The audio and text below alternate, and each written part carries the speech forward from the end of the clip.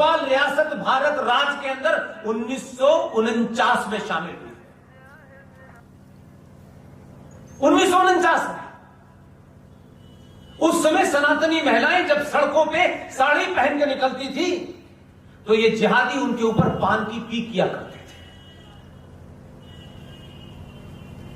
ये इतिहास तो हम जान सकते थे, ये तो अंग्रेजों ने नहीं लिखा था, ये तो रोमिला थापर ने नहीं लिखा था। क्योंकि अगर हम ये जानते तो हमें कुछ ग्लानि होती और उस ग्लानि से बाहर निकलने के लिए हम कुछ करते। तो हम क्यों करें, कोई और करेगा। इसलिए कल भारत सरकार ने एक बड़ा फैसला लिया है। यह फैसला आज के दौर में बहुत आसान नहीं है, जिसे हम ये समझते हैं कि यह अंतर्राष्ट्रीय समुदाय है, वो हमारी तरह मूर्ख नहीं है। हम बनते तो अपने आप को बहुत दूरदृष्टि वाले हैं, लेकिन मेरी जाति, मेरे परिवार से ज्यादा दृष्टि हमारी जाति नहीं है। वो आज जो बात कहते हैं वो 50 साल बाद इंप्लीमेंट होती है और आपको अंदाजा नहीं होता। हम आज और अभी इसी वक्त सब कुछ चाहते हैं। इसलिए कल सरकार ने एक बड़ा फैसला लिया।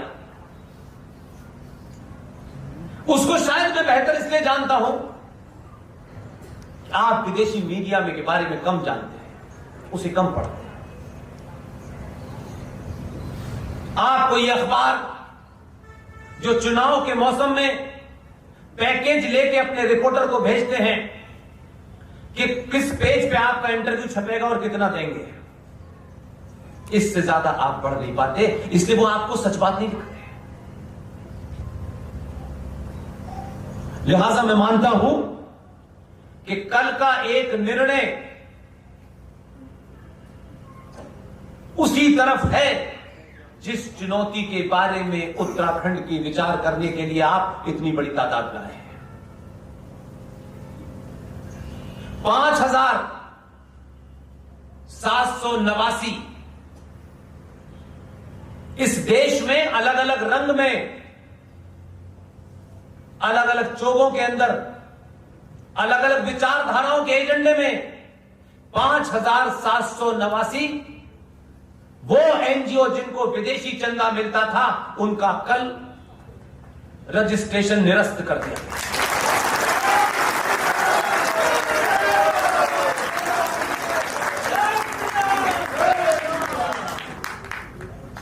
इसलिए वो ताकतें वो थी जो आपको मानवता सिखा रही हैं, ह्यूमन राइट के बारे में बता रही हैं। आज की युवा पीढ़ी को बताइए ह्यूमन राइट का मतलब क्या है।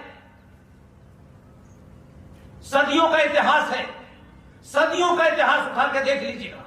आज की युवा पीढ़ी से कहना चाहता हूं, सच पढ़ना चाहते हो तो जो लोग उस दौर में थे, बहादुर थे, वो किस पार्टी में थे, किस विचारधारा में थे, ये महत्व नहीं है। बहुत कुछ सच लिख के गए हैं, अपनी आंखों देखा हाल लिख के गए हैं, लेकिन आपने कभी वो जानने की कोशिश नहीं की। जो हमसे आज कहते हैं मानवाधिकार, एमनेस्टी इंटरनेशनल बना रखी है, यूएनओ बना रखा है उन्होंने। जरा जाइए, आप लोगों में से हाथ उठाइएगा, ईमानदारी से बताइए कितने लोग गोवा गए। आप गोवा गए, आपको वो क्यों नहीं दिखा जो मुझे दिखता है। ठीक है, गोवा के बारे में एक राय है कि जो अपने मोहल्ले में नहीं कर सकते वहां करेंगे। ठीक है, कोई बात नहीं, एंटरटेनमेंट होना चाहिए। लेकिन अगर आपका एजेंडा साफ हो तो आपको हर जगह वो चीज नजर आती है जहां से आप अपने इतिहास को कैरी कर सकते हैं। दुनिया को बड़े से बड़े मंच पे, छोटे से बड़े मंच पे खड़े होकर के चिल्ला के बेनकाब कर सकते हैं। यह करने की हिम्मत है, होनी चाहिए आप में। ये जब आग आपको यहां लगी होगी तो आपको गोवा में समुंदर नजर नहीं आएगा, आपको वो पोल नजर आएगा जिसका नाम है हथकतरू। आपकी वो आंख ये जानने पे मजबूर कर देगी कि गोवा में ये इतना बड़ा पोल है, ये कैसे लगा हुआ है, क्यों लगा हुआ है, इसका रिलेवेंस क्या है। उसी से आगे 100 मीटर की दूरी पर एक कुआं बना हुआ है, वेल। तब जब आप उसके पास खड़े होंगे तब आपको फर्स्ट हैंड इतिहास मिलेगा। आज पूरी दुनिया पुर्तगाल को एक छोटा सा खिलाड़ी है रोनाल्डो, उसके कारण जानती है, और किसी को उसकी शायद कैपिटल तक ना पता हो। हमारी आपसी रंजिश के कारण कर्नाटक में कोई एक मुसलमान रूलर था, उसके अत्याचारों से लड़ने के लिए उस वक्त के लोग कमजोर पड़ रहे थे। ये चोर उठाई गिरे पुर्तगाली जा रहे थे। अपनी आपसी लड़ाई को सुलझाने के लिए नायक साहब उसको लेके आ गए। 450 साल तक पुर्तगाल ने आप पे रूल किया। और ये जो तमाम आते हैं जिन्हें पूरी दुनिया में मानवता का सबसे ज्यादा चिंता भारत की धरती पर है, उस धरती पे जहां लोग चिड़ियों को भी दाना डालते हैं और परिंदों के माध्यम से अपने पूर्वजों तक खाना पहुंचाते हैं, जहां मानवता का कोई इतिहास ऐसा नहीं है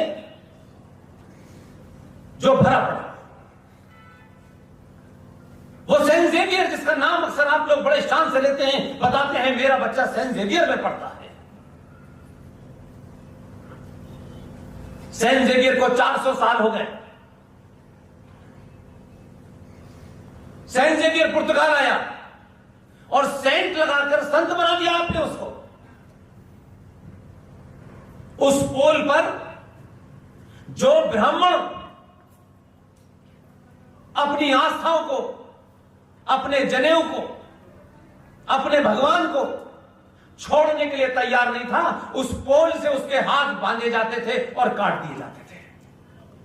इसलिए उसका नाम हथकटलू है। सारा इतिहास लिखा हुआ है, किसी दूसरे का नहीं है, आपके पास फर्स्ट हैंड लिखा हुआ है। उस कुएं में हजारों सनातनी महिलाएं इसलिए कूद जाती थी कि उनके साथ अनाचार इसलिए किया जाए कि ये सनातनी न रहे और इससे पैदा होने वाली संतान सनातनी न हो। वो 1 महीने के लिए सेंट जेवियर की डेड बॉडी बाहर निकाल के रखी जाती है। पूरा गोवा इसी से पढ़ता है। जब आप अपने इतिहास को भूलने लगते हैं और सिर्फ भौतिक सुख, कुछ भौतिक वस्तुओं के पीछे दौड़ते हैं, फिर समाज जिंदा नहीं रहता। इसलिए आज जो सबसे बड़ा संकट है वो ये है कि हम 90 करोड़ होने के बावजूद भी अपनी जायज बात को कहने से डरते हैं। आज जो कुछ भी दुनिया में भूचाल बचा हुआ है वो इसलिए नहीं बचा हुआ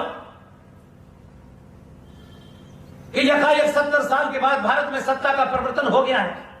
नहीं, मैं नहीं मानता, कतई नहीं मानता। उनकी चिंता का विषय दूसरा है कि ये खोखला झूठा ये सिस्टम चल रहा है पूरी दुनिया में, इसकी हकीकत भारत के सनातनियों को हर दिन पता चल रही है।